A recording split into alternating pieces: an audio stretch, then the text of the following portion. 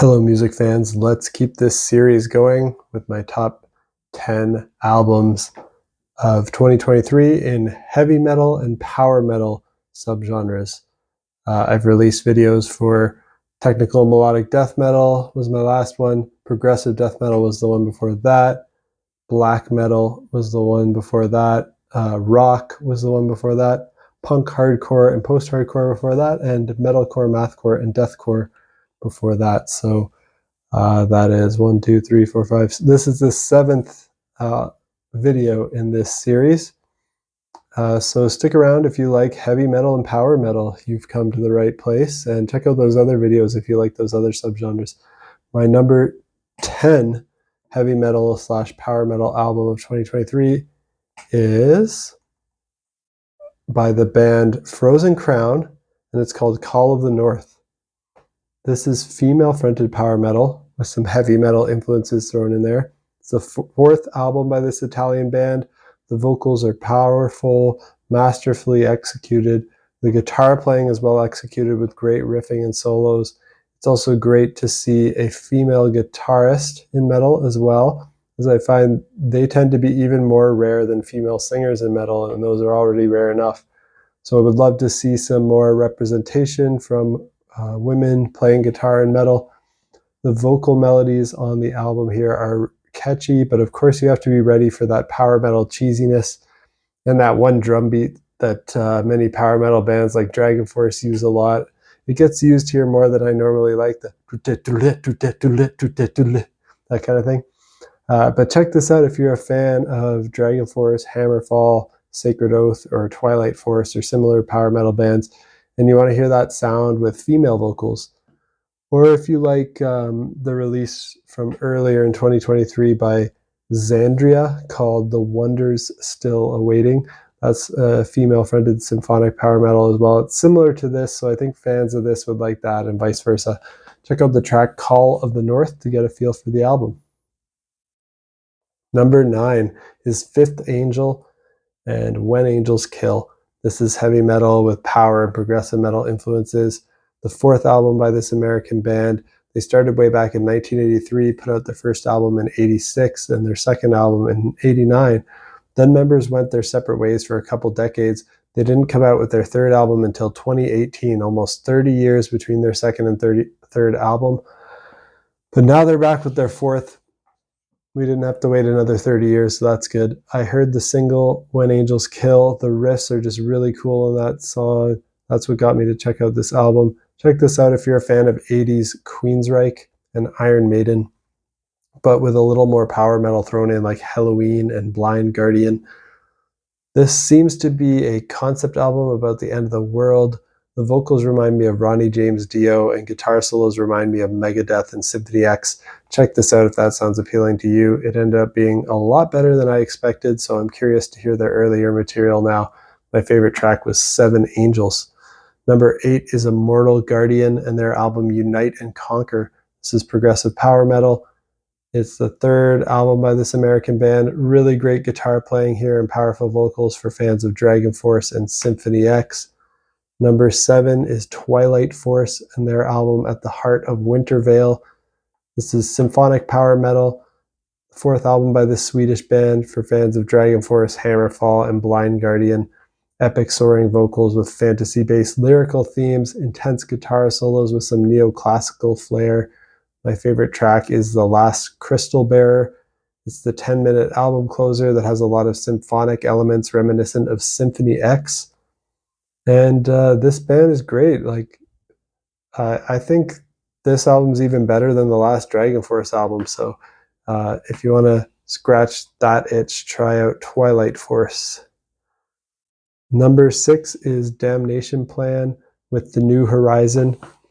This is progressive power metal with melodic death metal and traditional heavy metal influences. It's the third album by this Finnish band for fans of Soilwork, In Flames, and Scar Symmetry, but more so on the clean vocal side of those bands rather than the harsh vocals. There's hints of power metal and traditional heavy metal in here, just as much as there is influence from the melodic death metal riffing. So it's kind of like melodic death metal riffing on the guitar with the power metal and traditional heavy metal vocals. Number 5 is Toehider and their EP, Take on a Tank. This is heavy metal. It's the 5th EP by the Michael Mills project Toehider that came out in 2023. He made 12 EPs in 12 months for the people who support him on Patreon. I think he only released 5 of them to the general public so far, or at least I only heard 5. Hopefully he'll put out the rest of them soon. I'm looking forward to hearing all of them. Unfortunately, I didn't support him on Patreon, even though I'm a huge fan of Toehider. He made my favorite release of 2022 with his prog epic, I Have Little to No Memory of These Memories. But this EP, Take on a Tank by Toehider, is kind of like Toehider meets Iron Maiden. It's the most traditional metal sounding EP he put out. It's got some power metal vibes to it as well. Number 4 is Anubis Gate with Interference. This is progressive power metal. It's the 9th album by this band from Denmark. Check out the song Emergence for a preview of this.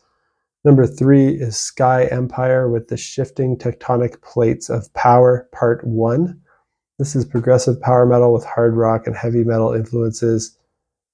It's the 2nd album by this band from the UK. It features the amazing Jeff Scott Soto on lead vocals. He sang with Yngwie Malmsteen and Journey in the past. He's currently the vocalist of Sons of Apollo and Trans-Siberian Orchestra. This is for fans of Symphony X because the vocals have that Russell Allen power to them. There's just great neoclassical guitar shredding and great keyboards. Of course, I think fans of Sons of Apollo will also like this. The opening track has amazing guitar shredding right off the bat. It's a prog epic right to start the album too. The last track's also a prog epic. So yeah, check out the song Prolegomenon, the encomium of creation. I don't know if I said that properly, but that's what my favorite song on the album is called. Number 2 is Noveria, The Gates of the Underworld. This is progressive power metal, the 4th album by this Italian band for fans of Symphony X, Evergrey, and Redemption. It sounds like a long-lost Symphony X record, which is great because I love Symphony X. Amazing guitar solos, lots of shredding. Vocals are in between Devin Townsend and Russell Allen.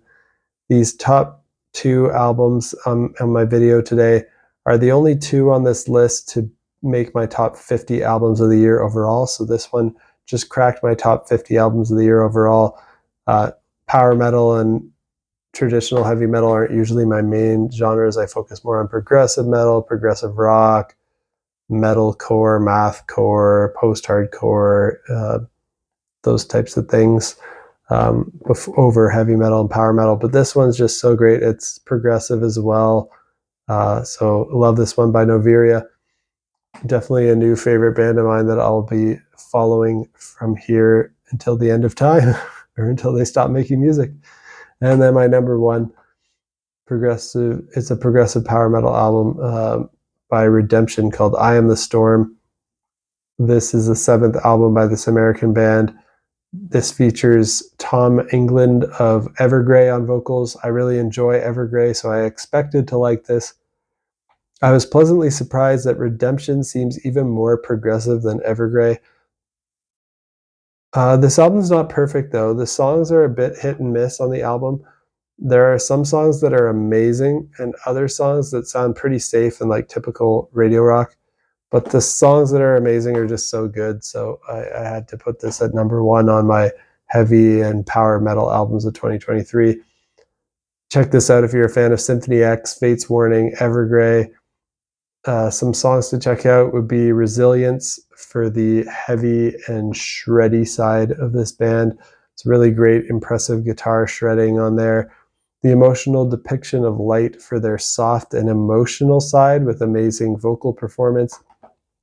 Check out Action at a Distance, which is the longest and most progressive epic on this album. And then they also do a cover of the Genesis song Turn It On Again. They do it in a prog metal style, which is neat. It doesn't really fit the sound of the rest of the songs, so that Genesis cover stands out on the album like a sore thumb. But it's still pretty cool and neat to hear. In general, the keyboards on this album remind me a lot of Symphony X. the vocals of Tom England sound to me like I want to call him the Michael Bolton of progressive power metal. I mean that as a compliment. He has this power and charm to him. They sound a bit cheesy, but they're amazingly well done. So check out Redemption, I Am the Storm. And that's it for my 10 favorite heavy metal and power metal albums of 2023. What were yours? Let me know down in the comments below. What do you think of my picks? Check them out if you haven't heard them all, and let me know what you think of them. And until next time, peace out.